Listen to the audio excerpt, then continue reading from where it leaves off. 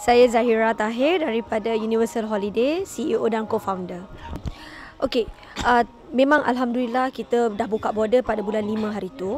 And kita lihat kedatangan pelancongan daripada negara-negara seperti India, Pakistan dan juga daripada negara-negara Arab tengah meningkat.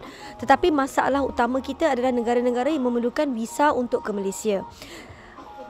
Kita telah mempermudahkan dengan melancarkan sistem e-visa. Namun, sistem e-visa yang kita ada sekarang ini tidak dapat menampung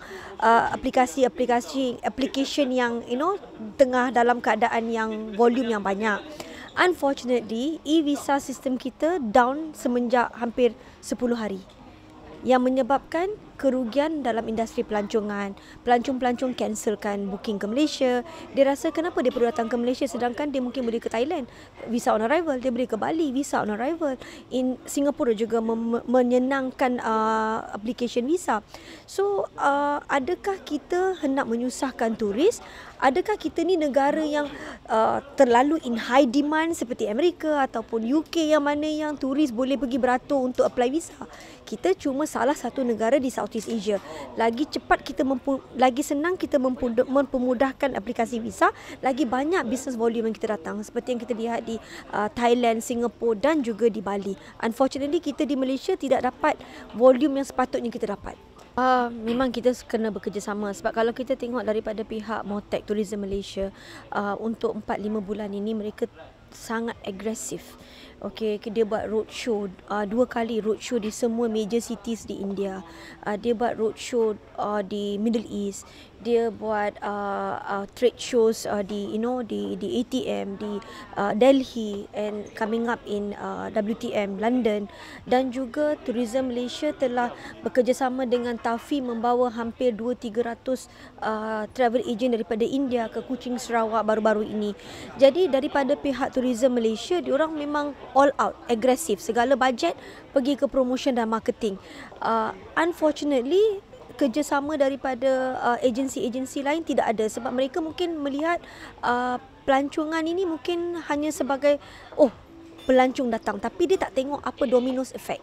Jadi saya sebagai industry player, saya urge that semua agensi bekerjasama untuk selesaikan masalah ini.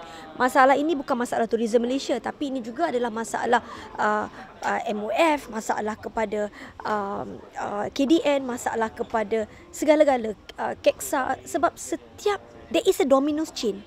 Dalam industri pelancongan ini, Motec hanya regulatekan dan juga buat promosi. Tetapi the real dollars and cent dia pergi ke berbagai-bagai agensi. Contohnya pihak hotel ada cukai pendapatan. Lepas tu daripada agensi pelancongan kita pun membayar cukai pendapatan dan juga cukai syarikat. Lepas tu kita ada hotels, kita ada shopping malls, kita ada attraction. So the chain effect of the domino effect ni is besar. It's just not about turis datang Malaysia. Dia akan book taksi, dia akan book Grab, dia akan pergi restoran untuk makan. Jadi benda tu, efek tu banyak sebab sejak bukanya border, domestik pelancongan tidak serancak semasa pandemik. Sebab domestik pula dia rasa baik dia pergi ke Thailand. Dia dah lama dah boring dulu kat Malaysia. Jadi kita tidak boleh mengharapkan domestik pelancongan, pelancong domestik. Kita kena lihat sebagai keseluruhan. Bila kita mempromotkan Malaysia, kita segregatekan market di mana kita tengah promotkan. Contohnya kalau kita ke Middle East, kita bawa produk-produk yang bertaraf 5 bintang, attraction yang main yang mana ada international standard. Kalau kita ke India, dia nak hanya city punya tourism ataupun theme parks, experience and all that. Atau kalau kita ke China, dia pun nak shopping ataupun experience makan. Masalah kita punya produk pelancongan yang lokal adalah taraf dan standard servis dan juga infrastruktur. Contohnya tandas sangat kotor ataupun mungkin kita ada tempat yang sangat menarik untuk kita pergi tetapi tidak ada infrastruktur yang menampung kehadiran pelancong. Contohnya like restoran, tidak ada restoran yang proper standard, kebersihan restoran, lampu jalan, jalan rosak, paling penting adalah tandas. Bagaimana kita nak bawa pelancong kalau tempat yang kita bawa tu sama ada tandas tu tandas yang dah terlalu kotor, busuk. So it doesn't impress. Jadi kita untuk kurangkan komplain, kita tak menjual banyak destinasi. Kita cuma mengharapkan destinasi-destinasi yang mana yang ada well maintained, yang mana yang tahap very international standard.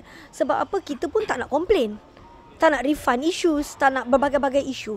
Jadi kita harap that not only MOTAC tetapi local PBT, Majlis Pembandaran, negeri, pelancongan negeri bekerjasama untuk menaik tarafkan infrastruktur.